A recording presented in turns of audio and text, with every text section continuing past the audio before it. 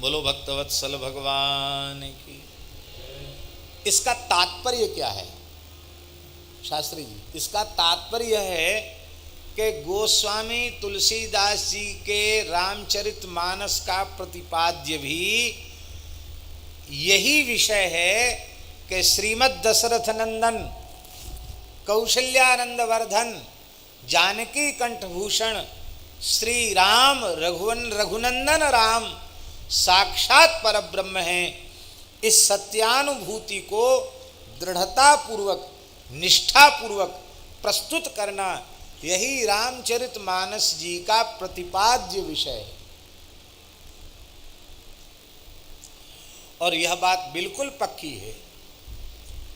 गोस्वामी तुलसीदास जी महाराज की पवित्र वाणी रामचरितमानस का कोई जीव आश्रय लेगा श्रद्धा पूर्वक तो भगवत तत्व के प्रति वह असंदिग्ध हो जाएगा, उसके मन में कोई संदेह रहेगा नहीं। वाल्मीकि जी के समय में इसकी बहुत ज़्यादा आवश्यकता नहीं थी, क्योंकि सबका अंतःकरण इतना निर्मल था कि सब जानते थे राम जी परब्रह्म हैं। तो जो बात सब जान ही रहे हैं, स्वीकार ही कर रहे हैं, तो उसको बार बार सुस्पष्ट करने की आवश्यकता नहीं। यद्यपि वाल्मीकि रामायण में भी पद पद पर यह बात स्पष्ट की गई कि श्री राम परब्रह्म परमात्मा हैं। अब कथा रामचरितमानस जी की हो रही, नहीं तो वाल्मीकि रामायण में भी अनेक स्थलों पर महर्षि ने स्पष्ट किया है श्री राम जी परब्रह्म परमात्मा।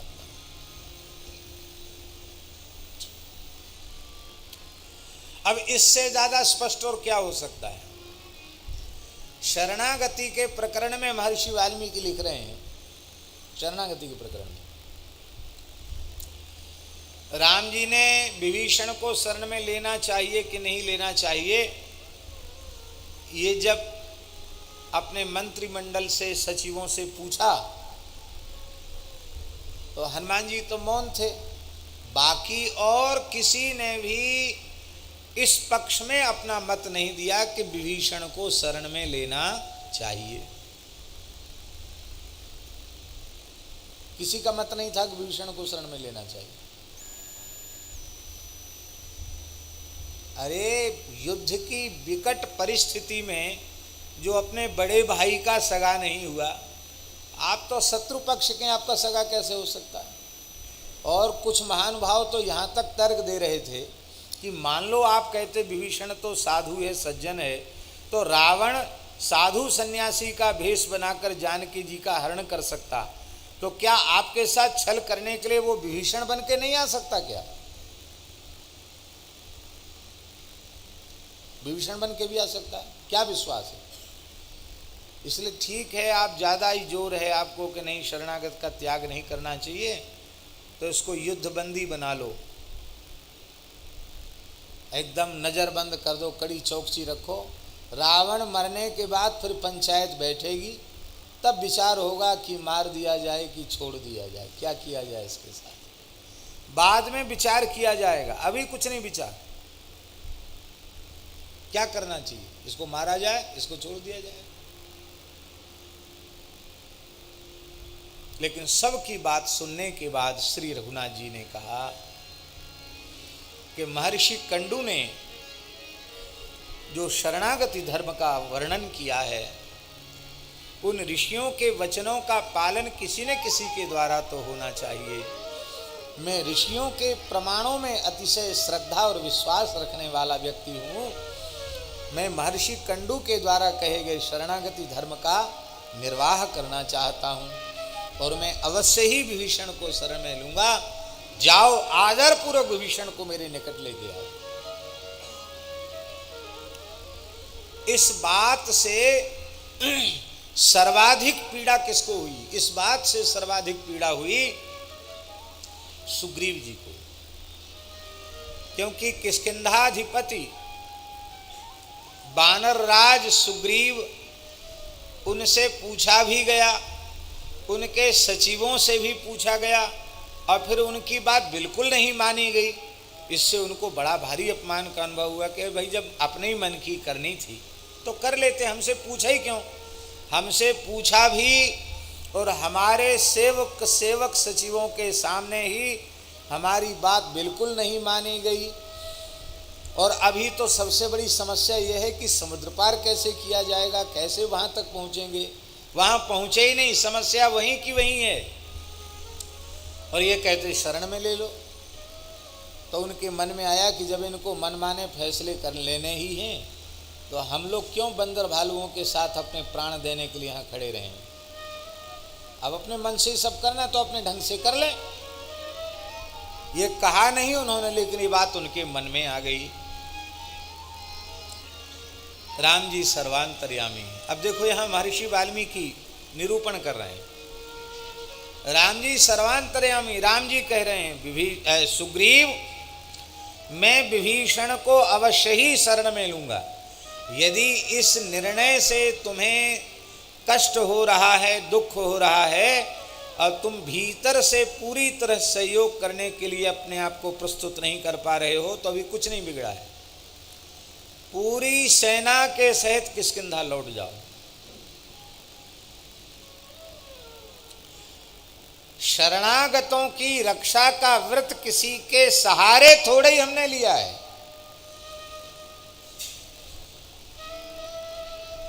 किसी सहायकांतर की अपेक्षा नहीं है शरणागत की रक्षा में।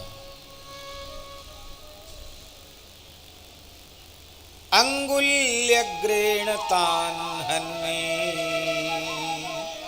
इच्छन् हरिगणेश्वर। ये वाल्मीकि रामायण की पंक्ति है। इस त्रिभुवन में जितने असुर हैं उनको मैं अंगुली के अग्रभाग से इच्छा करके नष्ट कर सकता हूं। अंगुली भी उठानी नहीं पड़ेगी। इस उंगली को अग्रभाग को ऐसे ऐसे करके इच्छा करूं मैं कि तीनों लोगों की आसुरी शक्ति नष्ट हो जाए। तो इतनी इच्छा करते ही तीनों लोगों के राक्षस समाप्त हो जाएंगे। इसका मतलब हमें धनुष्बाण की भी जरूरत नहीं है, हमें लक्ष्मण जी की भी सहायता की आवश्यकता नहीं है। और तुम सोच रहे हो कि बंदर भालुओं के सहारे हम असुरों पर विजय प्राप्त करेंगे, इसके लिए हमें कुछ करने की आवश्यकता नहीं है। अंगुल्यग्रेण तान् हन्मि। अब ये बताओ कोई मनुष्य ऐसी घोषणा कर सकता है अंगुल्यग्रेण तान् हन्मि? स्पष्ट है राम परब्रह्म परमात्मा है। रामो द्विर्ना अभिभाषते। राम जी दो बार नहीं बोलते।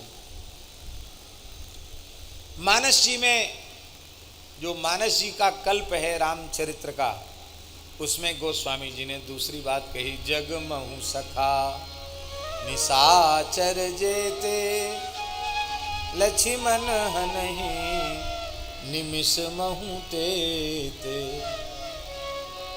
हमें भी इच्छा भी नहीं करनी पड़ेगी, ये काम तो लक्ष्मण जी कर देंगे। कितनी देर लगाएंगे? पलक गिराने में जितना समय उतनी देर में कर देंगे लक्ष्मण जी, तुम्हारी जरूरत नहीं है।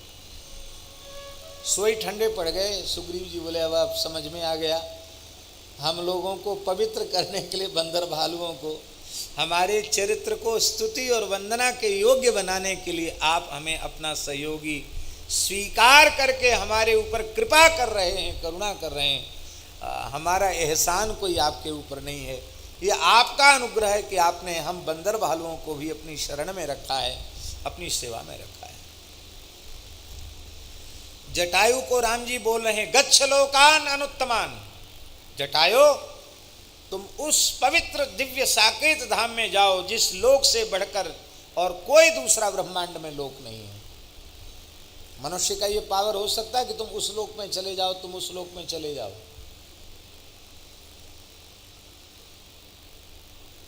और रावण वध के पश्चात तो ब्रह्मा जी स्तुति कर रहे हैं, आप ओंकार हो, आप वसटकार हो, आप परब्रह्म हो, सब कुछ स्तुति कर रहे हैं। इसलिए उन्होंने न कहा हो ऐसी बात नहीं है, उसमें भी है। किंतु गोस्वामी जी ने जहाँ जहाँ माधुरी का प्रसंग आया और जहाँ जहाँ भूलने का संदेह हुआ कि यहाँ भगवान की भगवत्ता भूली जा सकती है, तत्काल उन्होंने वहाँ ऐश्वर्य का स्मरण करा के सावधान कर दिया। लीला गाओ कहो सुनो पर भूलो मत, ये उनकी लीला है। तो दशरथ नंदन राम साक्षात परब्रह्म परमात्मा हैं, इस सत्यानुभूति को अत्यंत दृढ़ता और निष्ठा पूर्वक प्रस्तुत करना यही रामचरितमानस जी का प्रतिपाद्य विषय है।